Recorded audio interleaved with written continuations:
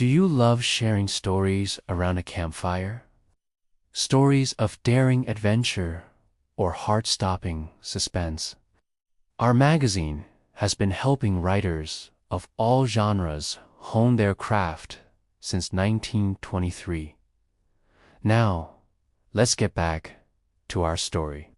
And it's designed to teach young people the skills they need to survive in the wilderness. And the story does that through Daan's actions. The story shows rather than tells us what those skills are. Remember, the best way to teach someone something is to show them how to do it rather than just telling them. There is a certain thrill to the idea of being alone in nature, cut off from the rest of the world. If you want to learn more about surviving in the wilderness, we've included some resources for you to check out. Thanks for listening. But the reality of being lost in the wild is a very different experience. It can be terrifying, and even deadly. Why it's important to teach young people the skills they need to survive in the wilderness. As adults, we want to protect our children from harm.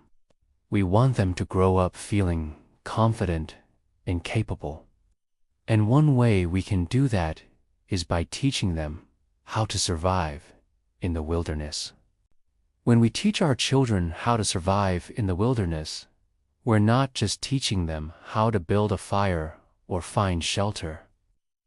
We're teaching them how to be self-sufficient, how to rely on themselves, and how to appreciate the natural world around them. We're also giving them a valuable life skill that can help them in all areas of their lives. Survival skills are applicable in many different situations. For example, knowing how to build a fire can be helpful in everyday life.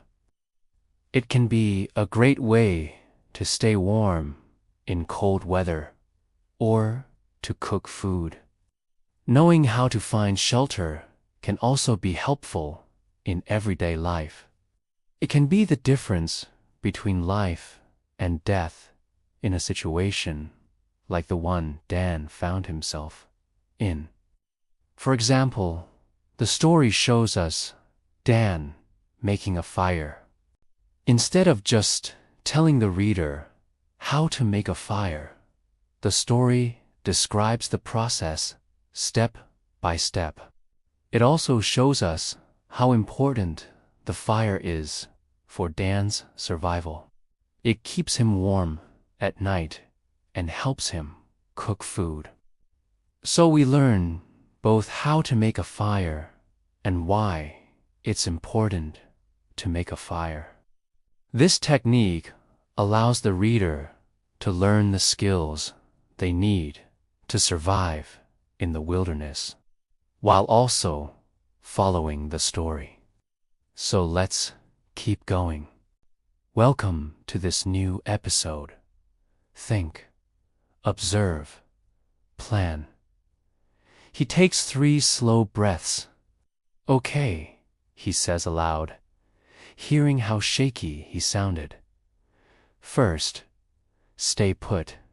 Choosing a spot to stay put is another important skill in survival situations. The story tells us that Daan chooses a spot that is visible from above, sheltered from the wind, and near a source of water. These are all important considerations when choosing a spot to stay put.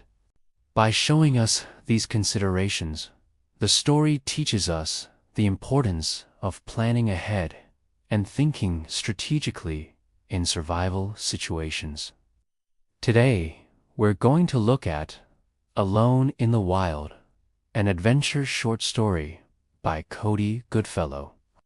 Shelter can provide protection from the elements as well as a sense of security. The story tells us that Daan builds a lean-to against a downed log, and he uses fern fronds for insulation. Again, we see Daan using his knowledge of the environment to his advantage. Ferns are a great material to use for insulation because they are naturally occurring in the area and they have a high moisture content, which means they can absorb a lot of heat. Overall, the story is a great example of how to teach young people the skills they need to survive in the wilderness by putting our protagonist through a realistic survival situation. The story allows readers to learn valuable skills in a low-stakes environment. The story also teaches readers about the importance of being prepared and having a plan. Daan is able to survive in the wilderness because he takes the time to plan ahead and think strategically. He doesn't panic and he doesn't give up. And that's a powerful lesson for young readers. Our protagonist is 15-year-old Daan, who is tagging along on a class trip to the wild outdoorsy type place. He likes the idea of adventure, but until then, outdoors mostly meant day hikes with marked trails and a packed lunch. This trip is different. No cell service, real elevation, changing weather, and instructors who actually use phrases like situational awareness. On the second day, the group sets out on a ridge hike. The teachers lead the way, an instructor trails behind, and Daan hangs out somewhere in the middle till curiosity gets him.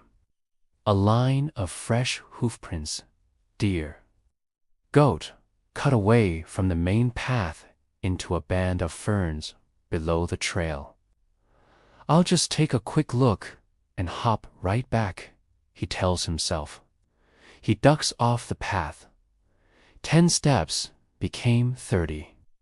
The main trail faded behind pine trunks. When he turned to rejoin his class, every direction looked the same. Trees, moss, gray rock, and fog lifting off the ground like breath. Okay, so we immediately have conflict established here. The immediate conflict is Daan has strayed from the group and is now lost. But we also see hints of internal conflicts as well, specifically Daan's feelings of insecurity and uncertainty about his ability to succeed in the wilderness. So what's stopping him from just turning around and finding his way back to the trail? Probably fear. It's easy to lose sight of the bigger picture when you're focused on what could go wrong. But this is where storytellers can help readers see things more clearly by putting their characters through challenges that reveal the bigger picture. In this case, I'm talking about the challenge of getting lost. Being lost forces Danny to confront not only the practical problem of finding food and shelter, but also his own fears and weaknesses. Our award-winning writers and editors offer timely articles on writing, publishing, and the business of writing.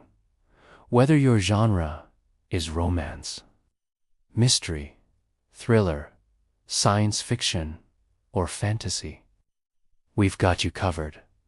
And if you're looking to make money writing, our annual writing competition is open year-round with winning entries, earning cash, prizes, and publication in our magazine. Enter at writersdigest.com. But don't delay. The deadline for the winter issue is November. If you want to craft compelling tales, you're going to need conflict, lots of it. Here at Writer's Digest, we love conflict. Thanks for listening. Now, this story is part of an educational series produced in partnership with the National Park Service. So Daan remembers a survival video he saw the week before camp. He uses the acronym STOP, STOP. Now, once Daan has chosen his spot, he begins to build a shelter. This is another important skill in survival situations. There's a bit of romanticism surrounding the idea of being lost in the wild. If you enjoyed this story, please leave us a comment and let us know what you learned from it.